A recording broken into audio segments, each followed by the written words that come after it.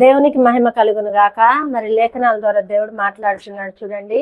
మరి అపోస్తులతో అంటున్నట్టు ఒక్క గడి అయినను మీరు మెలకు కలిగి ప్రార్థించలేరా అని చెప్పేసి అపోస్తులను అడుగుతున్నట్లుగా మనల్ని కూడా యేసు ప్రభు వారు మనల్ని కూడా అడుగుతున్నారండి. చూడండి, నిజమైన క్రైస్తవులు, నిజమైన దేవుని బిడ్డలు 2 గంటల 40 నిమిషాలు మరి దశమ భాగము ప్రార్థన చేయవలసి ఉన్నది. ప్రతి క్రైస్తవులు, ప్రతి దేవుని బిడ్డలండి.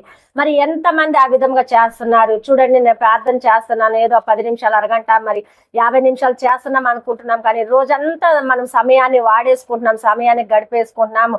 మరి చూడండి, పడుకొని కూడా మరి దుప్పట్లో ఉండి కూడా ఫోన్లు యూజ్ చేసే వారు కూడా ఉన్నారు. కానీ ఆ సమయం అంతా కూడా మీరు సాతాను చేతికిచ్చి దొంగిలించకుండా కాకుండా మీరేం చేయాలో తెలుసా? ఆ సమయము పగలంతా మీ పనులు చూసుకుని రాత్రి సమయం అయినా సరే దేవుని వెతికే వారిగా ఉండాలండి, ప్రార్థన చేసే వారిగా ఉండాలి. ప్రార్థన చేసే గడియను మనం పెంచుకోవాలండి.